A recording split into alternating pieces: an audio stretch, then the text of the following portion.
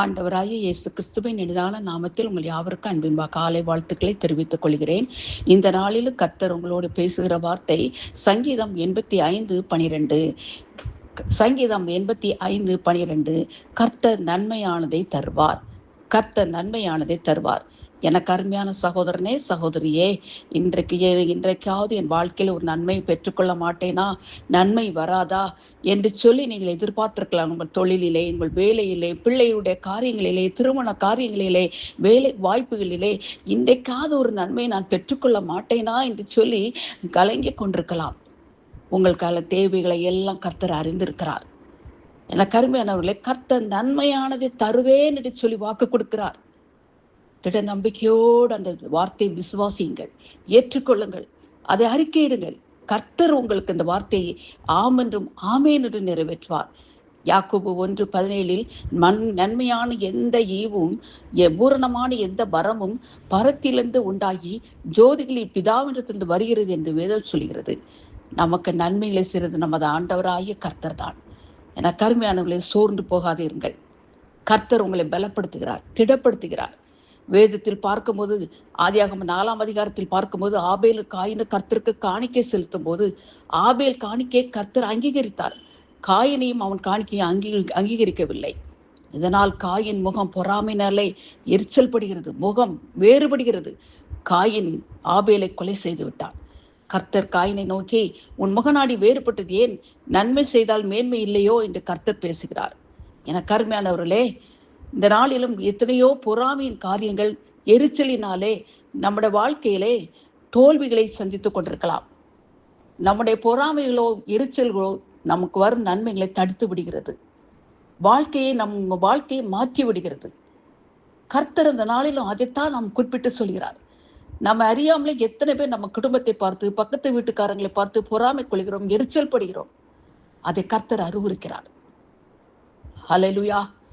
கர்த்தர் இந்த நாளில் உங்களோடு பேசுகிறார். சகோதரனே, சகோதரியே, உங்கள் எரிச்சல் கோபங்கள் கர்த்தர் உங்களுக்கு தருகிற ஆசீர்வாதத்தை தடுத்து விடுகிறது. என கருமையானவர்களே, நன்மை செய்யுங்கள். நன்மை செய்து தீமை செய்யாமல் நன்மை செய்யுங்கள். தீமை செய்கிறவர்களுக்கு நன்மையை செய்யுங்கள்.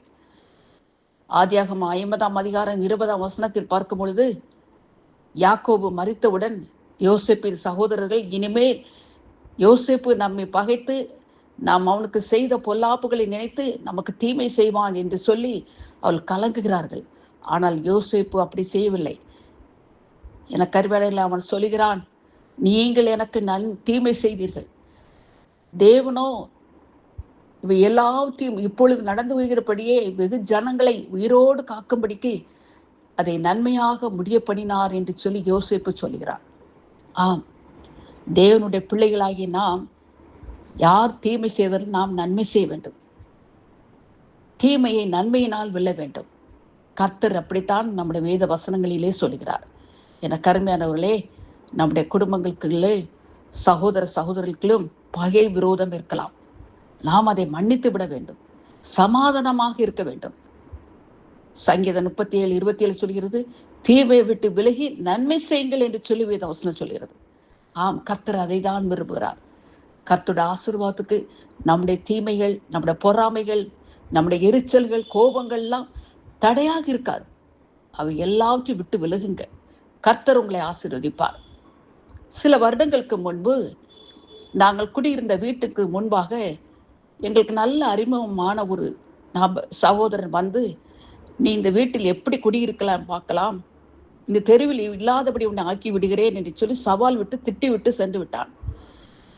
நாங்கள் கலங்கவில்லை, ஸ்தோத்திரம் பண்ணிக்கொண்டே இருந்தோம் உள்ளே இருந்து. ஆனால் பரிதாபம் பாருங்கள், ஆனால் ஒரு சில மாதங்களில் அவர் திடீரென இறந்து விட்டார். அவர் இப்பொழுது அந்த ஒரு குடும்பமே இந்த ஊர்ல இல்லை. எங்கு போனார்கள் என்று தெரியாது. அப்படிப்பட்ட சூழ்நிலை. எனக்கு அருமையானவர்களே, கர்த்தர் இந்த நாளிலும் உங்களை திடப்படுத்துகிறார். கர்த்தர் நன்மையானதை தருவேன் என்று சொல்லி உங்களை திடப்படுத்துகிறார்.